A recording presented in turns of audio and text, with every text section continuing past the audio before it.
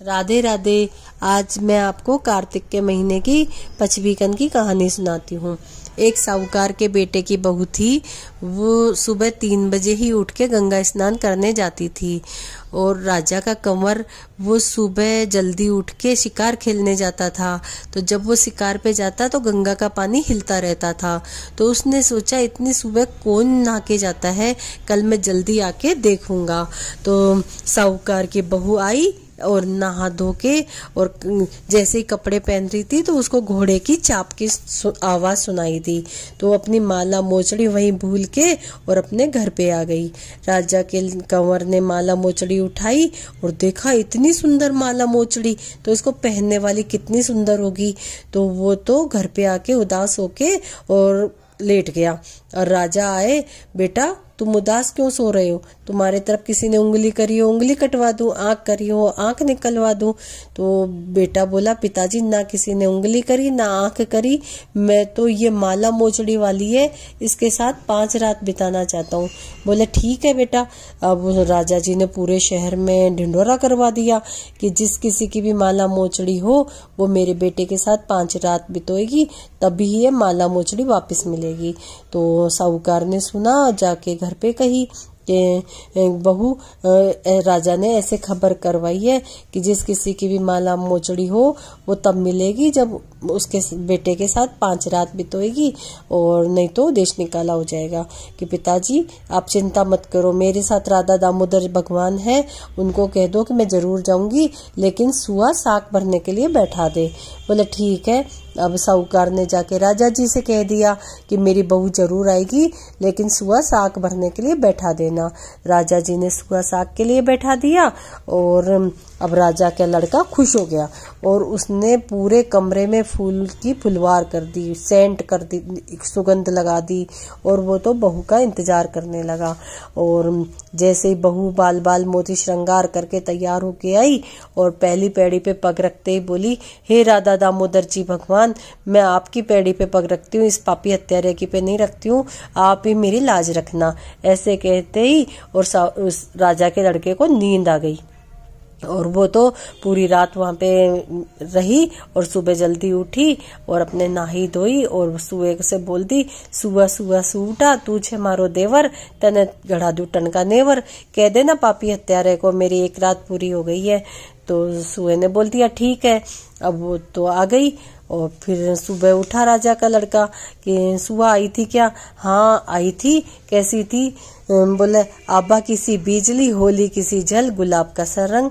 कोई बात नहीं, अभी 4 रात बाकी है। तो वो तो बहू दूसरी रात भी गई। अब वो फिर इंतजार कर रहा था। पूरे महल में उसने दिए जलाए, मांडने मांडे, खूब रोशनी करी और खूब इंतजार करी। और फिर वो तो आई, जैसे पहली पैड़ी पे पग रखते फिर बोली, हे राधा दामोदर जी महाराज, आपकी पैड़ी पे पग रखती हूँ, इस पापी हत्यारे की पे नहीं रखती हूँ। तो इतना कहते ही और उसको नींद आ गई और फिर वो पूरी रात रही। फिर सुबह को साग भरा के फिर चली गई। तो सुबह उठा, सुबह आई थी क्या? हाँ आई थी, बोल के गई है मेरी 2 रात पूरी हुई है, कह देना पापी हत्यारे को। बोला ठीक है। फिर वो बोला कोई बात नहीं, अभी तो 3 रात बाकी है। तो तीसरी रात फिर वो ऐसा सोचा कि 2 रात से नींद आ रही है, आज मैं उंगली काट के और नमक लगा के बैठ गया और आ जाएगी तो मैं सोऊंगा ही नहीं।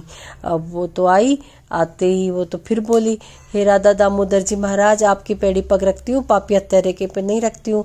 अब वो पूरी रात से तो उस नमक के कारण नींद नहीं आ रही थी उसको, उस त्राई त्राई कर रहा था। और जैसे ही राधा दामोदर जी का नाम लिया और उसको नींद आ गई और वो तो सारी रात रही और फिर वही बाल बाल श्रृंगार करा और सुबह से साग भरा के और गई कि सुआ सुआ सूटा तुझे मारो देवर, तने गढ़ा दू टन का नेवर, कह देना पापी हत्यारे को मेरी 3 रात पूरी हो गई है। फिर बोले ठीक है कह दूंगा। सुबह राजा का लड़का उठा, बोले सुआ आई थी क्या? हाँ आई थी। कैसी थी? बोले कि खूब वैसे सुंदर और आभा की सी बिजली, होली की सी जल और गुलाब का सा रंग। बोले कोई बात नहीं, अभी तो 2 रात बाकी है। तो फिर वो आई चौथी रात को फिर वो पूरे बिस्तर नारियल के लगा के सोया, कभी इधर करवट ले तो ऐसे लुढ़के, वो दूसरी तरफ ले तो फिर लुढ़के, तो उसको नींद नहीं आ रही थी। और वो तो जैसे ही पहली पैड़ी पग रखी और फिर बोली, हे राधा दामोदर जी महाराज, आपकी पैड़ी पे पग रखती हूँ, पापी हत्यारे की पैड़ी पे नहीं रखती हूँ। और उसको तो कहते ही और फिर राजा के लड़के को नींद आ गई। और फिर सारी रात रही कि और सुबह उठी, बाल बाल मोती श्रृंगार करी और फिर बोली कि सुआ सुआ सूटा तू छे मेरो देवर, तने घड़ा दू टनका नेवर। कह देना पापी हत्यारे को मेरी 4 रात पूरी हो गई है। बोला ठीक है कह दूंगा। सुबह राजा का कंवर उठा, फिर पूछा सुआ आई थी क्या? बोला आई थी, बोल के गई है, कह देना पापी हत्यारे को मेरी 4 रात पूरी हो गई है। बोले कोई बात नहीं, अभी तो 1 रात बाकी बची है, आज तो मैं बिल्कुल भी नहीं सोऊंगा। तो फिर वो तो कांटे का सेज लगा के सोया, पूरी रात कांटे चुभे। और फिर वो तो आई बाल बाल मोती श्रृंगार करके तैयार होके, और फिर वो बोली, हे राधा दामोदर जी महाराज, आपकी पैड़ी पग रखती हूँ, पापी हत्यारे की पे नहीं रखती हूँ, और वो आप लाज रखना। फिर उसको तो फिर वो कांटों में या तो उसको नींद नहीं आ रही थी, और जैसे ही दामोदर जी का नाम लिया और राजा के लड़के को नींद आ गई। और वो तो ऐसा सोया, उसको वो उठाई, उठो मेरी 5 रात पूरी हो जाएगी और आपके बुलाने से मैं आई हूँ, मेरे 5 रात का वादा पूरा हो रहा है, उठ जाओ। तो लेकिन राजा के लड़के की आंख ही नहीं खुली। और वो तो सुबह उठी, नहाई धोई, बाल बाल मूत्र श्रृंगार करी, फिर सुबह से बोली कि सुआ सुआ सूटा थारा गला में हीरा, मारी साख भरजे मारा बीरा, ऐसे कह के। और फिर वो बोले कह देना उसको मेरी 5 रात पूरी हो गई है, मेरी माला मोचड़ी मेरे घर भिजवा दे। इतना कह के और वो चली गई। अब सुबह राजा का कंवर उठा कि सुआ आई थी क्या? हाँ आई थी, बोल के गई है मेरी माला मोचड़ी मेरे घर भिजवा दे, और मेरे को तो अपना भाई बना गई है। बोले कि और बोला अच्छी बात है। अब वो तो उसके तो पूरे शरीर से कोढ़ पैदा हो गए। अब काई से भी नहीं मिटे, खूब इलाज कर लिया, ठीक ही नहीं हुए। अब पढ़े पढ़े पंडितों से पूछा कि भाई इसके कोढ़ क्यों हो गए? फिर पंडित लोग बोले कि इसने साहूकार की बहू पे गलत नजर डाली है, इस कारण से इसके कोढ़ हो गए। बोला अब ये कैसे मिटेंगे? बोले उस बहू के नहाए पानी से ये नहाएगा, तब नहाएगा, उसकी धर्म की बहन बनाएगा, उसको खूब दायजा दहेज देगा और उसको जीवन भर अपनी बहन मानेगा, तब इसके कोढ़ मिटेंगे।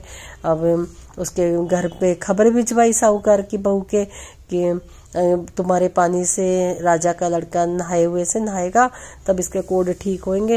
बोले कोई बात नहीं, मैं नहाऊंगी तो मेरे नाले के नीचे बैठा देना। बहू जैसे ऊपर नहाई, नाले के नीचे लड़के को बैठा दिया, तो उस पानी से उसको नहलाया और उसको बहू को धर्म की बहन बनाया, खूब उसको धन दिया और खूब उसको जीवन भर उसको अपनी बहन मानी और खूब उसको मान सम्मान दिया।